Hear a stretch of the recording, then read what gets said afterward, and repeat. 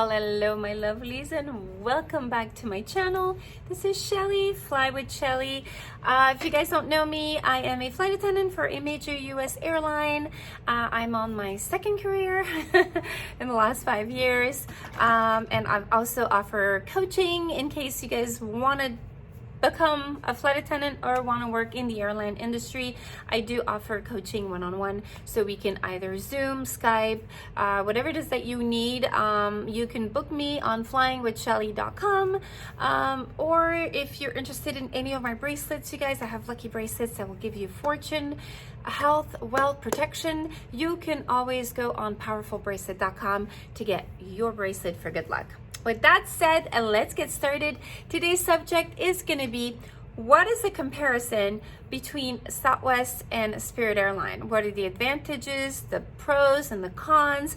And from a flight attendant perspective, what is it that I found that was different between the two? Now, when I was researching the jobs out there, I wanted to know, like, what was the difference? Because, let's say you guys are working for JetBlue, for example, and you want to switch over to Frontier.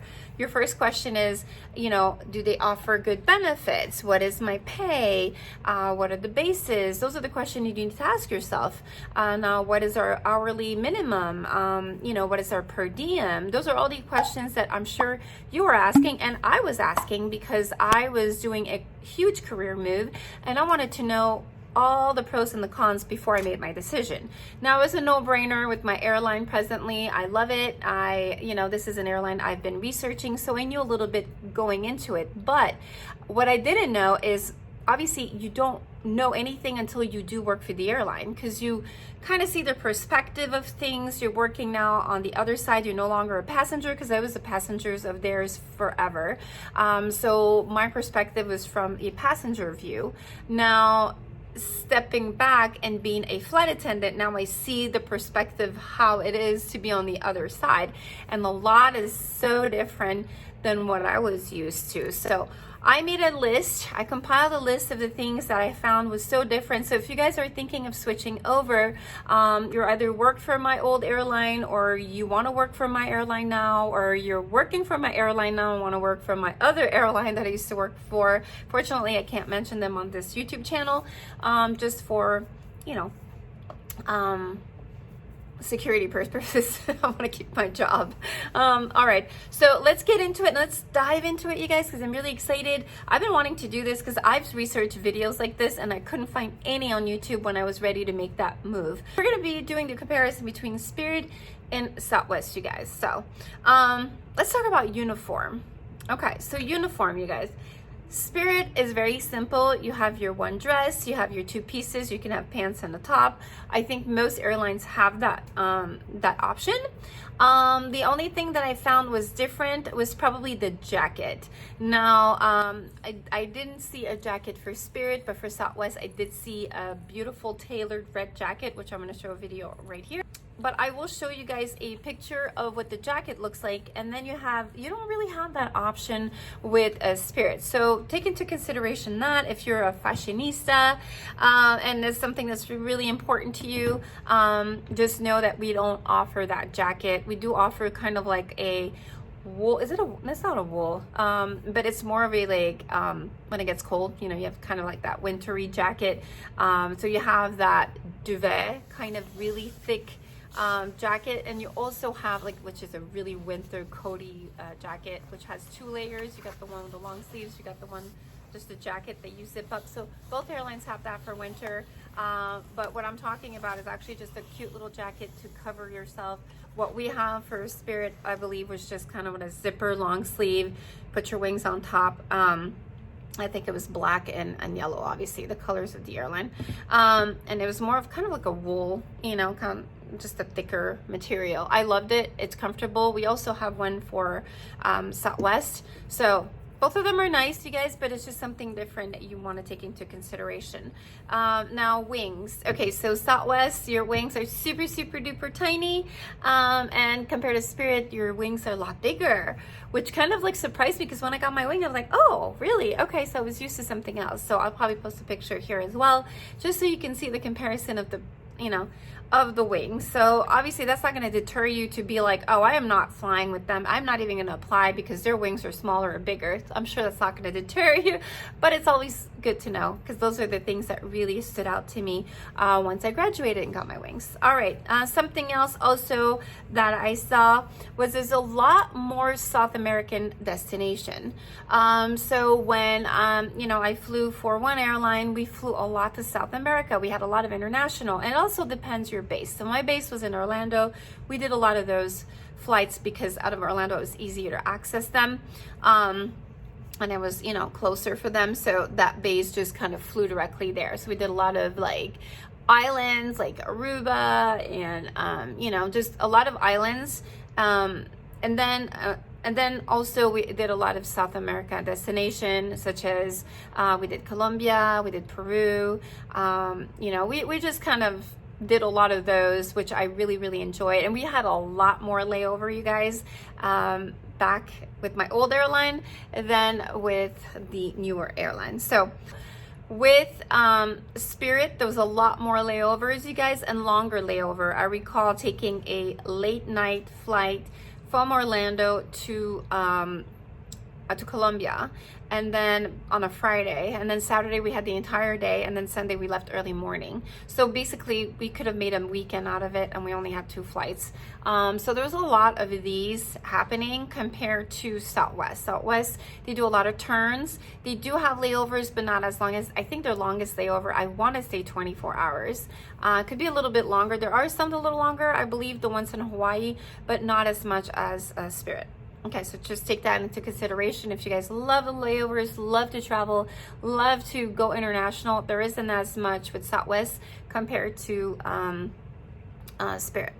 Another one here, so the terminals. Okay, so because Southwest has been around longer, what happens is Southwest was able to move their way through the airport. So what happens is, okay, so when you're a new airline, they give you kind of like the last little area available in an airport. So you'll be stuck literally at the end of the terminal somewhere. And so if you have to get to that airline, it takes a long time walk wise, and you know, so you have to calculate your time when you have to catch a flight. But with Southwest, because they've been around long enough, they have some really good location at the airport. So, and they basically monopolize a lot of, you know, where their bases are. They have basically almost a good portion of the terminal. So just picture a terminal like a tree. All right, so you might have a whole portion of Southwest. All right, so every gate will be Southwest per se in that area.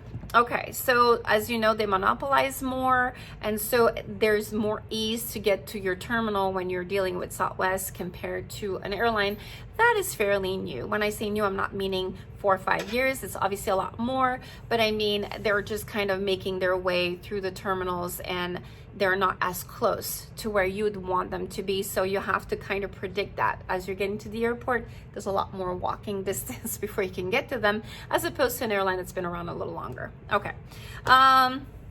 And if you guys have any questions, you can always email me, flywithshelly@gmail.com, or comment down below because I'd love to hear your comments as well. And before we even continue, guys, please subscribe to my channel. That helps a lot. I've also added a link right under this video. You'll see a big little heart with a little $, and it says thanks. Send me a thanks.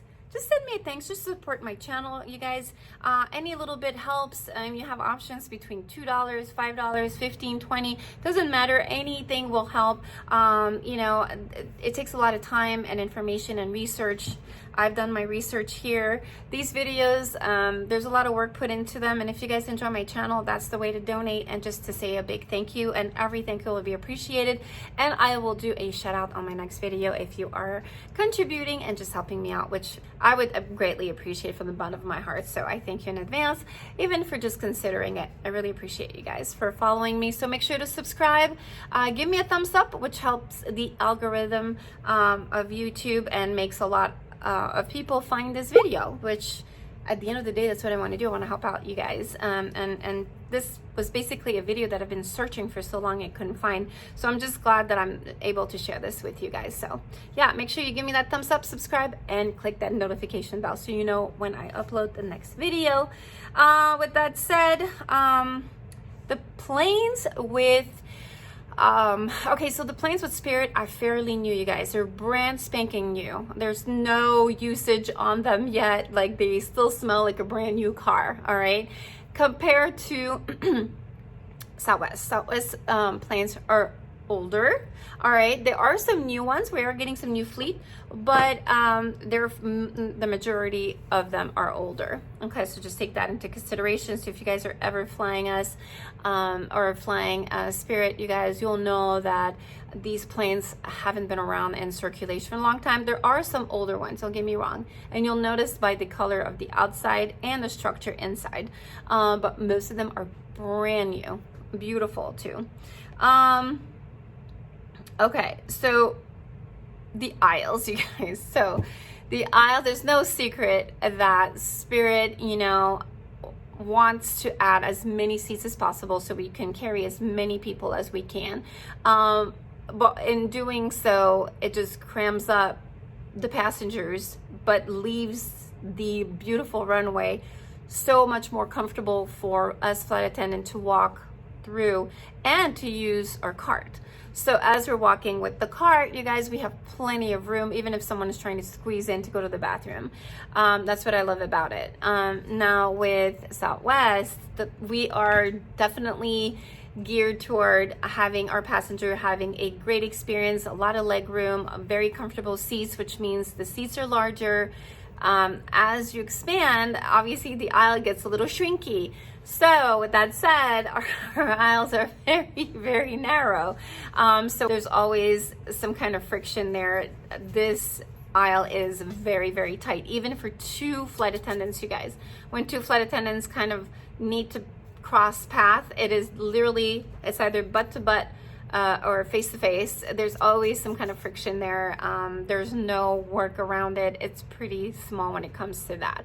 But we didn't compromise, you know, the comfort of our passenger, which at the end of the day, that's what it's all about. We want to make sure our passengers are comfortable, they're happy, and they're loving, you know, how their flight went. It was comfortable, it was convenient, it was, you know, that's what we want at the end of the day. So that's why we do not have the cart, and that was going to be my next one.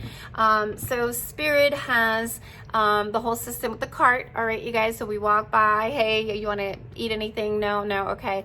And obviously everything, there's a lot of things available now, as opposed to us flight attendants on Southwest, everything is on a tray. So we'll walk around with a tray. We have about 12 cups available in one tray. So we're walking around with our hand, and there's a little bit of turbulence. You got to keep that in mind, because you got to juggle that tray, and then there's another person kind of walking by, although you do have your section, so there's no reason for you and another flight attendant to cross path.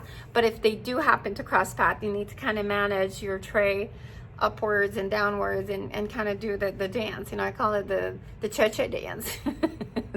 so just keep that in mind, you guys. If you are a, you know, Southwest flight attendant, tray is very is something that you need to master eventually.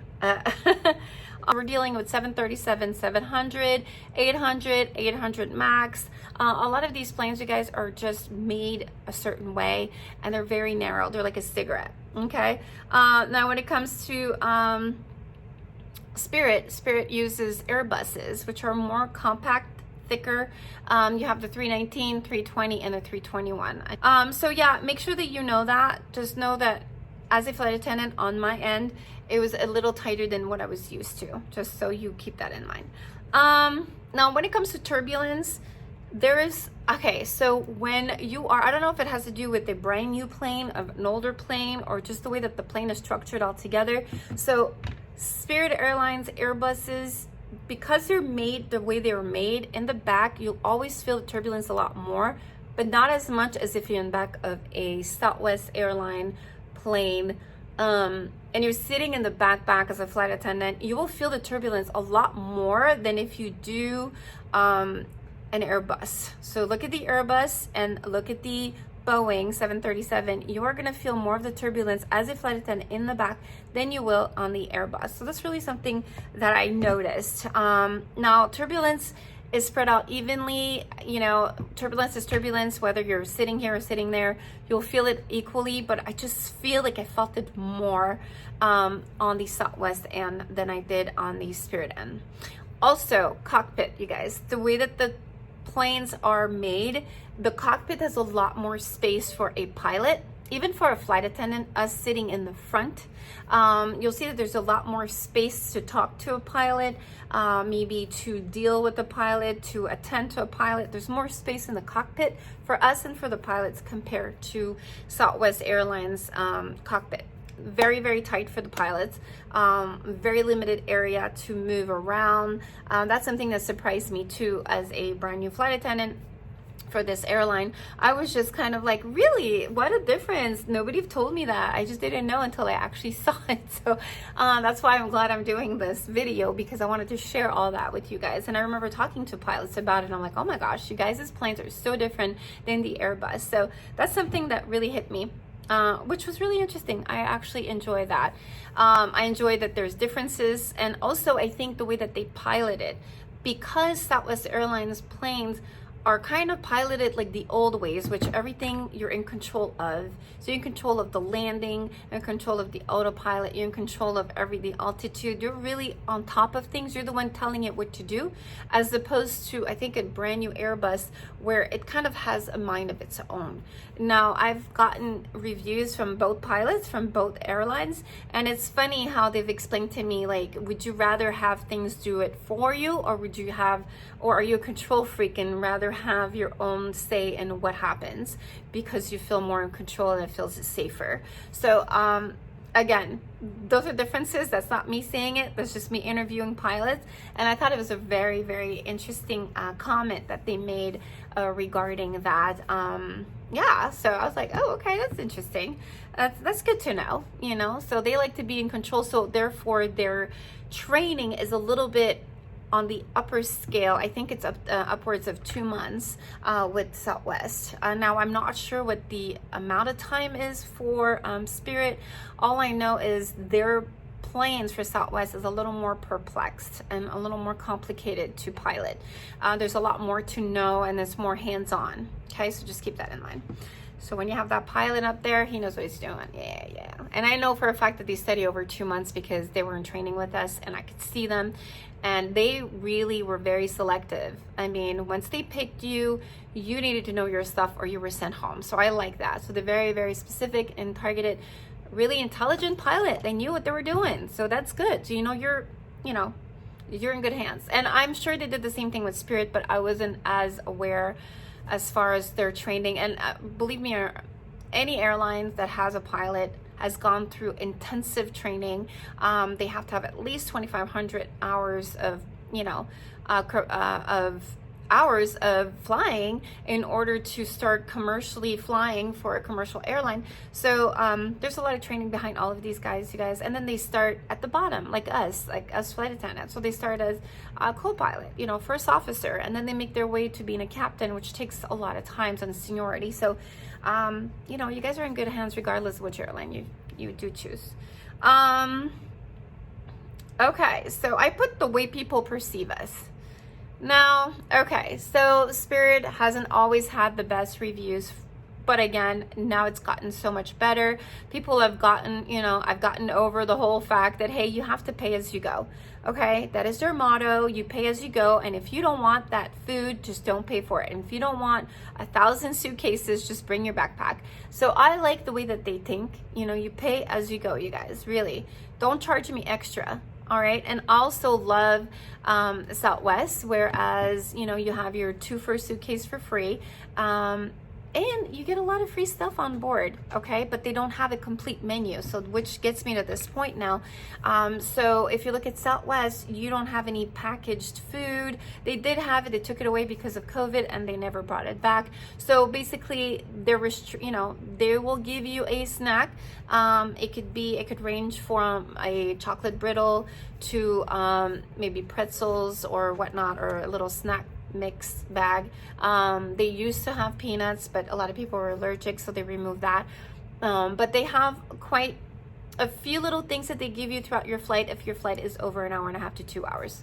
All right, and then they'll give you complimentary water, you know, hot chocolate, soft drinks, and they'll even give you all the way up to, you know, coffee. I'm trying to think now. I should know this by heart. But all right, so soft drinks, coffee, water, that is all on them, as much as, you know, also with the suitcases, you guys. So you get all that, and you also get Wi-Fi on board. So it's a deal. I mean, if you do want to do anything with this Wi-Fi, or you want to do something like you want to browse the internet or something, if you want to do that, then it's $8 for the service. But otherwise, you can browse all of their movies that they already have. You can text for free. You can access their Wi-Fi and do, you know, some limited things with it.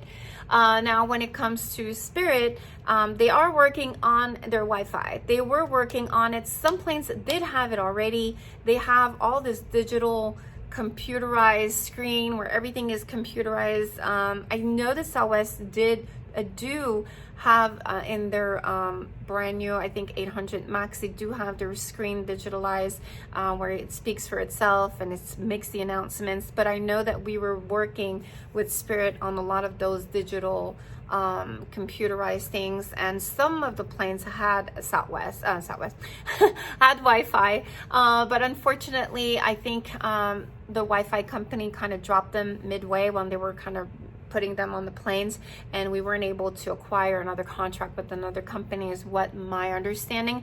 But they were working toward that, which is great.